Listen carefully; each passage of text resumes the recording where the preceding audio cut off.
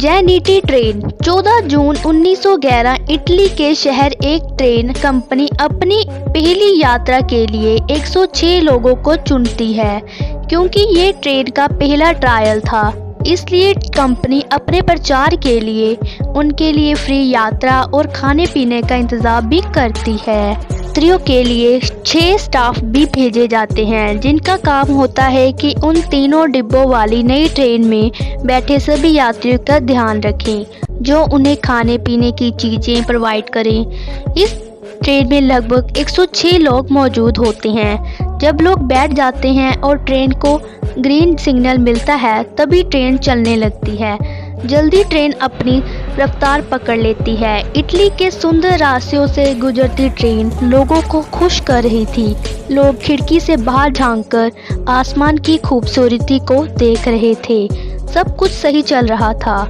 आसपास के लोग भी इस ट्रेन को गुजरते हुए देख रहे थे, लेकिन अचानक उन 106 लोगों के साथ ऐसा होता है जिससे आज भी लोग परेशान हैं। ट्रेन लास्ट स्टॉप पर जा रही होती है। वहाँ रास्ते में एक लंबार्दी टनल आती है।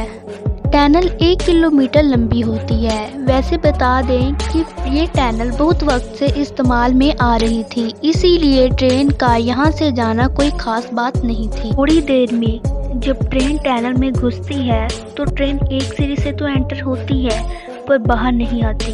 यही इटली के लोग के होश उड़ जाते हैं। इसके बाद इस ट्रेन के बारे में कोई जानकारी नहीं मिलती और यहीं से मामला राष्ट्रीय और सरकार तक पहुंचने लगता है। लोग ये सोच रहे थे कि इतनी लंबी ट्रेन 1 किलोमीटर टनल से कैसे गायब हो सकती है, जो उससे बाहर ही नहीं निकले। लोगों के तक ये सुनकर अखबार वाले भी हंस पड़े। कंपनी वाले अपने एक्सपर्ट को भेजते हैं और एक्सपर्ट डरे डरे घुसते हैं, क्योंकि उस सुरंग ने उनके अंदर खौफ पैदा कर दिया था। एक्सपर्ट बहुत ही बारीकी से जांच करते हैं, लेकिन ना ही उन्हें कोई खड्डा मिलता है और ना ही ट्रेन जुड़ी कोई चीज़ हासिल होती है। अब उन 106 लोगों का मिलना असंभव सा लग रहा था और कंपनी और सरकार सब हैरान थे। अब ट्रेन लापता होने का पोस्टर लगाना बचा था। दोस्तों, अगर आप ऐसा पोस्टर पढ़े तो आपको कैसा लगेगा? खैर, आगे बढ़ते हैं दोस्तों। इस कहानी से रोचक कहानियाँ निकलना शुरू हो जाती हैं। थोड़े दिन बाद मेक्सिको में रहने वाले 2 व्यक्तियों का कहना था कि वो भी जेनिटी ट्रेन का हिस्सा थे। उनका कहना था कि वह पहले ही कूद गए थे वहाँ से, पर जब उनसे पूछा गया कि आप क्यों कूदे थे, तो जो उन्होंने बताया वो हैरान करने वाला था। उनका कहना था कि टनल में घुसने से पहले ट्रेन में सफ़ेद काला धुआं भरने लगा था और अजीब सी आवाज़ें आनी भी शुरू हो गई थी, जिससे पूरी ट्रेन में दहशत फैल गई थी।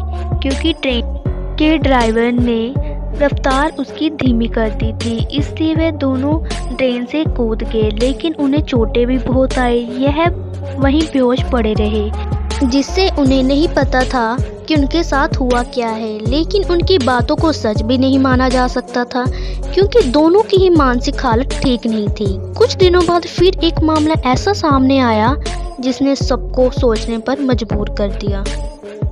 ये दावा मेक्सिको के एक डॉक्टर का है, जिसने बताया इस हादसे के अगले दिन उसके पास 104 लोग इलाज करवाने के लिए आए थे और जिनमें सभी मानसिक रूप से बीमार थे।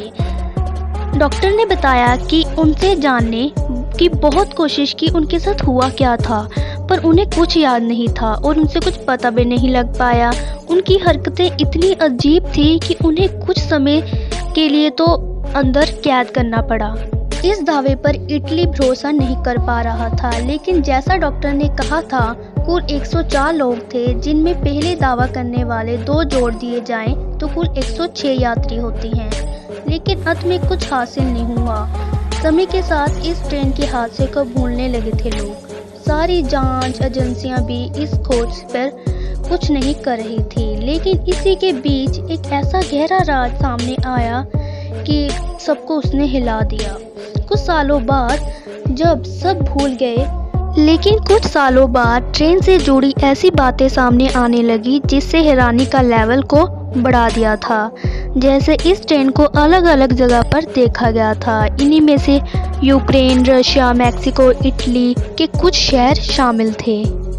उसके बाद इसी ट्रेन के बारे में ऐसी बात सुनने को आती है जो ज़्यादा हैरान करने वाली थी, लेकिन इस बात से इस ट्रेन की गुत्थी सुलझती हुई दिखाई दे रही थी। हुआ यूँ कि मैक्सिको में बिल्कुल ऐसी ही ट्रेन जेनिटी ट्रेन को देखने का दावा किया जाता है। वहाँ साल 1840 यानी जेनिटी ट्रेन के बनने में 70 साल पहले मैक्सिको में देख लिया था। अब आपको विश्वास नहीं हो रहा होगा। बात यूँ है कि मैक्सिको के इस दावे के बाद मैक्सिको के एक्सपर्ट ने वही सोचा जो सोचना चाहिए था। उन्होंने कहा शायद ट्रेन इस टनल में घुसते ही स्थान यात्रा को छोड़कर समय यात्रा पर निकल गई। इसी वजह से उसका कुछ पता नहीं चल पाया। वो एक तरफ से तो गई पर दूसरी तरफ से बाहर नहीं आई। और यही कारण था कि ट्रेन 1840 को मैक्सिको में देखा गया, क्योंकि मुमकिन ये भी है कि टाइम ट्रैवल के दौरान पास में चली गई हो।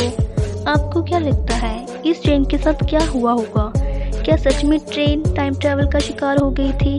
हमें कमेंट में ज़रूर बताएं। अगर हमारी वीडियो अच्छी लगे तो हमारी वीडियो को लाइक कीजिए और हमारे चैनल को सब्सक्राइब कीजिए।